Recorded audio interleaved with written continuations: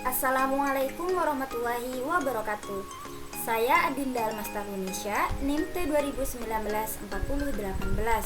Nah, di video kali ini saya akan menjelaskan mengenai konsep dasar dari cerita anak. Yang pertama yaitu mengenai manfaat cerita anak. Di situ ada 5 manfaat. Yang pertama, membantu pembentukan pribadi dan moral. Maksudnya yaitu membantu anak dalam halnya berpikir dan berperilaku. Nah, cerita anak juga dapat mendorong perkembangan moral mereka, di mana nantinya anak tersebut bisa mengetahui mana yang baik ditiru dan mana yang tidak baik ditiru untuk kehidupan sehari-hari mereka, seperti itu. Nah, untuk yang kedua yaitu menyalurkan kebutuhan imajinasi, di mana seorang anak itu membutuhkan imajinasi seperti dalam halnya membaca cerita. Nah, imajinasi tadi membangun dalam diri anak saat menyimak cerita tersebut, di mana memberikan pengaruh positif terhadap kemampuan mereka dalam menyelesaikan masalah secara kreatif. Yang ketiga yaitu memacu kemampuan verbal. Nah, dalam hal ini anak mengetahui makna atau kalimat mana yang baik diucapkan. Cerita juga dapat mendorong anak untuk senang bercerita ataupun berbicara. Nah, untuk yang keempat yaitu merangsang minat baca. Hal tersebut bisa menjadi kegemaran maupun hobi anak dalam membaca, sehingga manfaat yang didapat juga banyak, baik itu kelancaran dalam membaca, berbicara, dan lain sebagainya.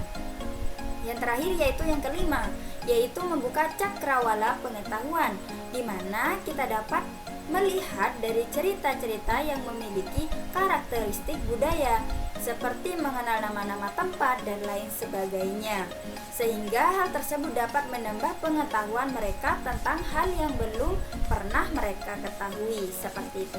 Nah, untuk yang selanjutnya yaitu mengenai unsur-unsur pembentukan cerita anak, di mana meliputi tema, amanat, plot atau alur, penokohan, latar atau setting, dan pusat pengisahan. Yang pertama yaitu tema.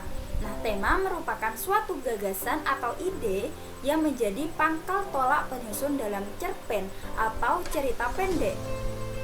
Yang kedua yaitu amanat. Amanat ini merupakan pesan tertentu yang ingin disampaikan oleh si pembaca, seperti itu. Yang ketiga, plot atau alur. Nah, plot atau alur ini berkaitan dengan sebab akibat. Nah, alur ini tidak hanya mengembangkan apa yang terjadi, tetapi menjelaskan bagaimana hal itu terjadi, seperti itu. Yang keempat yaitu penokohan. Nah, di mana penokohan menggambarkan sifat-sifat tokoh dalam cerita oleh pengarang, di mana tokoh tersebut ada dua, yaitu antagonis dan protagonis, seperti itu. Yang kelima yaitu latar atau setting.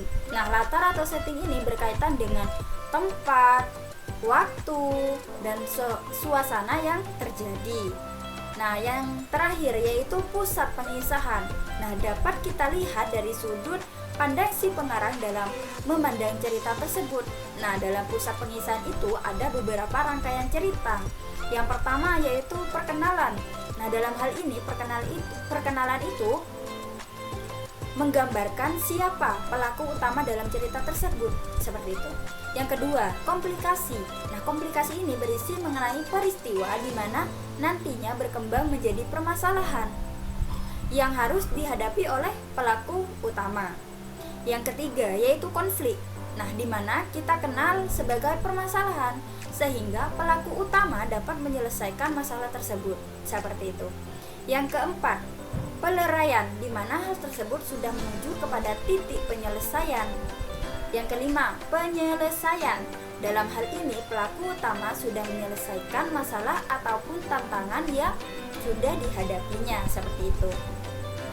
Yang selanjutnya yaitu klasifikasi dalam cerita anak, di mana meliputi yang pertama, buku gambar.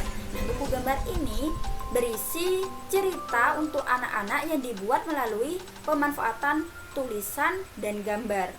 Yang kedua yaitu cerita rakyat. Nah, cerita rakyat ini dibagi menjadi beberapa, yaitu yang pertama fabel. Fabel ini berkaitan dengan pelaku binatang, seperti contoh si kancil dengan harimau dan lain sebagainya. Yang kedua yaitu dongeng. Nah, dongeng ini berkaitan dalam halnya yang pertama itu pastinya didahului pada zaman dahulu. Nah, seperti itu. Itu yang dinamakan dengan dongeng. Yang selanjutnya yaitu legenda. Nah, legenda ini biasanya merupakan cerita kepahlawanan dari sosok-sosok atau tokoh yang dianggap sakti maupun yang lainnya. Seperti itu. Yang selanjutnya yaitu mite. Mite ini merupakan cerita yang berkaitan asal-usul kehidupan manusia, yang berkaitan atau berhubungan dengan kehidupan dewa atau dewi maupun yang lainnya, seperti itu. Yang selanjutnya yaitu kita menuju ke poin ketiga, yaitu cerita fantasi dan fiksi ilmiah. Nah, cerita fantasi ini merupakan cerita yang dimana tidak akan bisa terjadi dalam kehidupan sehari-hari, seperti contohnya dunia manisan. Itu kan tidak akan pernah terjadi, cuma fantasi, hayalan, ya seperti itu. Nah, untuk yang selanjutnya yaitu fiksi realistik. Nah, fiksi realistik ini berkaitan dengan kehidupan sehari-hari. Yang selanjutnya yaitu yang terakhir, biografi. Nah, biografi pastinya kalian sudah berancang-ancang atau berangan-angan apa itu biografi, pasti sudah mengalaminya. Nah, biografi itu merupakan suatu informasi yang mengenai